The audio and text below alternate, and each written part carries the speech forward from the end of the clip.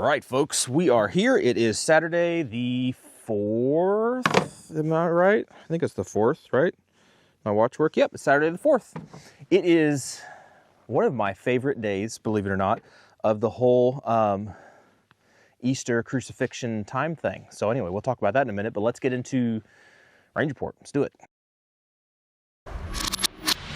All right, so some of the stuff that we did work on. Primarily, we brought out the SAR9 SOCOM and we put it on paper. This is something I don't know, well, I know why we haven't done it before, because where I'm at right now, I finally got back down into my little hole where I like to go, and it's easier when I'm down in here to be able to set up targets.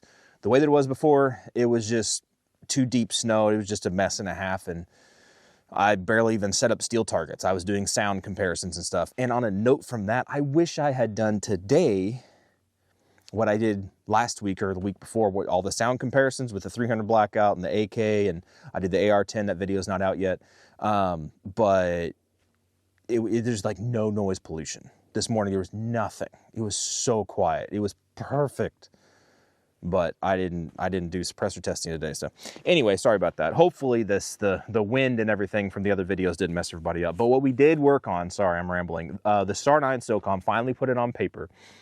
For me personally, it is completely acceptable. The accuracy wise, I don't know what everybody's standard is. I don't have a standard, probably should. But that's all going to depend on your needs. It's all going to depend, again, I guess that's why you would need a standard. Are you shooting from a rest? Are you shooting offhand? Are you shooting quick and whatever? You know, I'm just looking at general accuracy. How well can I shoot the gun with the ammo that I happen to have? I had 124 grain Supervel, shot 147 grain Supervel, and I put it on paper. And you generally get about a fist-sized group at 25 yards. The spoiler alert, that's basically what I was getting. I did still have a few issues with it feeding.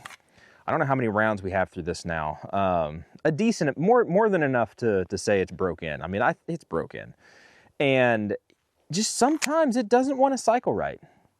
And then the last little thing that I have about this that I can't quite get over, ergonomics are fantastic. I love the integrated or the interchangeable palm swells and stuff. It's a good feeling gun, but the trigger's weird. I need to contact the guys over there before I go full bore on it, and that's one reason I haven't made the actual review, because I'm trying to see, like, did I do something wrong? Is it whatever? It has a funky feature to it sometimes. That's where I'll leave it at that. It doesn't go full auto or anything weird like that, but it's got a funky feature that I need to address. And if it is what it is, then it's not great. But maybe I got something messed up. I'm not sure. But without saying anything else about it, I'd love to hear from you guys who have SAR9s, right? Whether it be the SOCOM series or any of the other series. But if you have a SAR9, I'd love to hear from you if you have any trigger issues. Just leave it at that. If you do, then drop it down. We'll talk about it. But I don't want to put words in your mouth and say what it is and stuff. So let's just talk about it if you have had that issue. Other than that one issue, it's accurate. I love the Optic mounting system. The sights are awesome.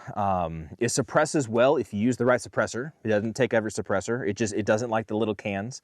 It likes big, heavy cans for whatever reason, or long cans for whatever reason. But when you stick along like a Sidewinder M2, which I haven't been using this all that much, the Sidewinder M2 is nice. Nice, very nice. Anyway, that's that guy. We also played around a little bit more with the Nomad, 9SX, isn't that what it's called? The 9SX, yep, that frame. Love the way it feels. This is the replacement. Do not shoot 40 Smith & Wesson out of these frames. They're not made for it. They do not want you to do that. I don't see it highlighted on their website, but that's exactly what they told me. Do not shoot 40 Smith & Wesson out of these frames. They're not made to handle it. That's why I cracked the other one. All right, but they did hook me up. They did send me a replacement frame. So this is the replacement frame, shot 9mm day.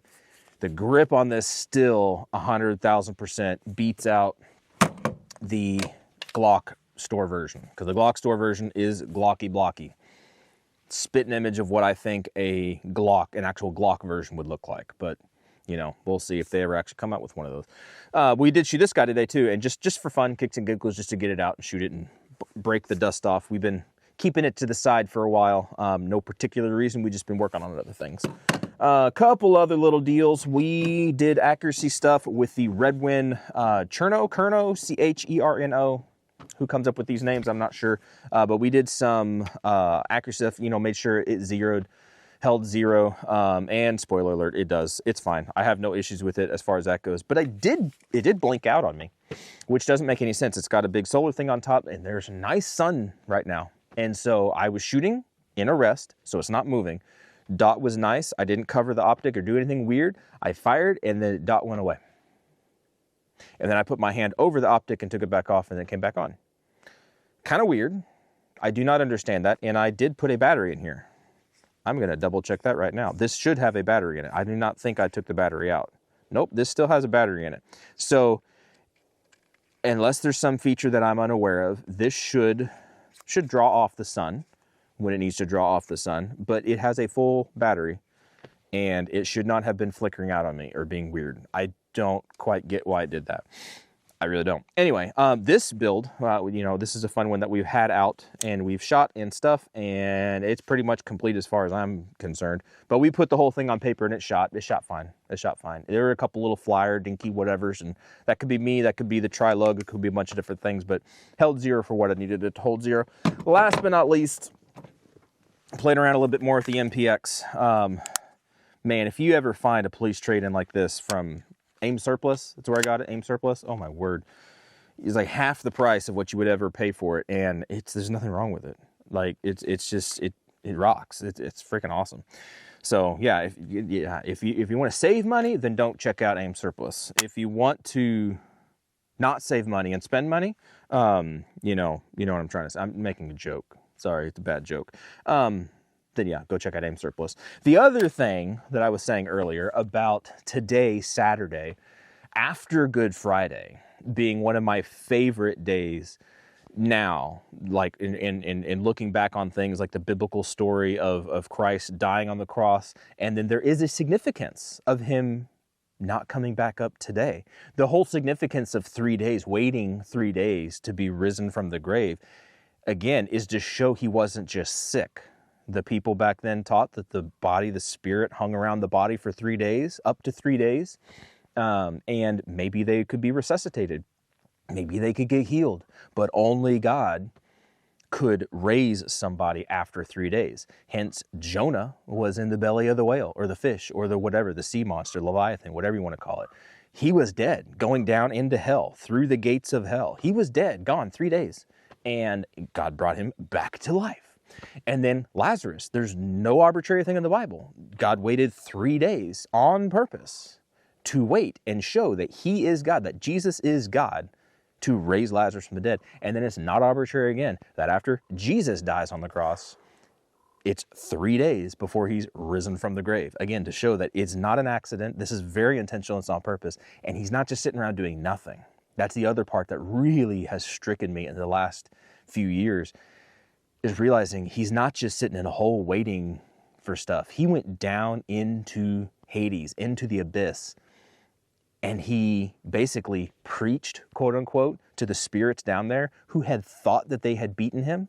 Think about it. The spirits and the demonic entities, the Elohim, the rebellious sons of God that have been cast into hell after like Genesis 6 and all that stuff, like the ones that are being punished and been cast into hell, thinking that, you know, they've been punished, and now ultimately they think that they have killed God, because they technically did. They killed Jesus.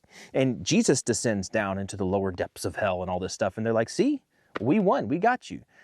But he didn't come there to like pick up residency and become a member of hell and to be dead. He basically came down there to say, you thought you killed me, but what you actually did was start something you can't come back from. There's no coming back from this. And so Jesus takes the keys of death. He takes the keys of hell.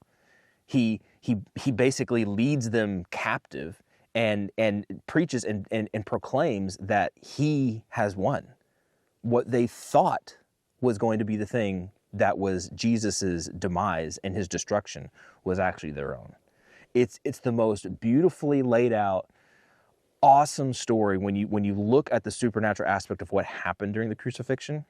it's not all just about salvation for humans. It's the restoration. It's chaos itself being like starting to be put back into its place, like subdued in only the way that the God-man Jesus could do. That's crazy. That's great. The stories that go on that we only get snippets of, I think would just blow our mind if we actually understood the cosmic stuff that goes on. I think it would terrify the crap out of most of us, which is probably why we don't know half of what is actually going on out there.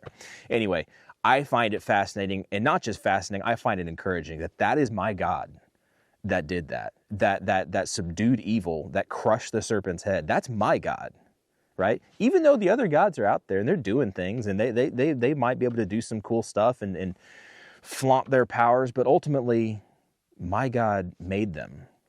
And according to Psalm 82, he has judged them. And at the end of, and in Revelation, he's going to wipe them out.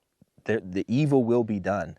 But until then, we Christians, we humans have a job to do, which is to still subdue the earth, to go and to proclaim the gospel, to tell people who the true God is, which God you should actually follow, and which God you should let go to the side, which is every other God aside from Yahweh, the God of the Bible.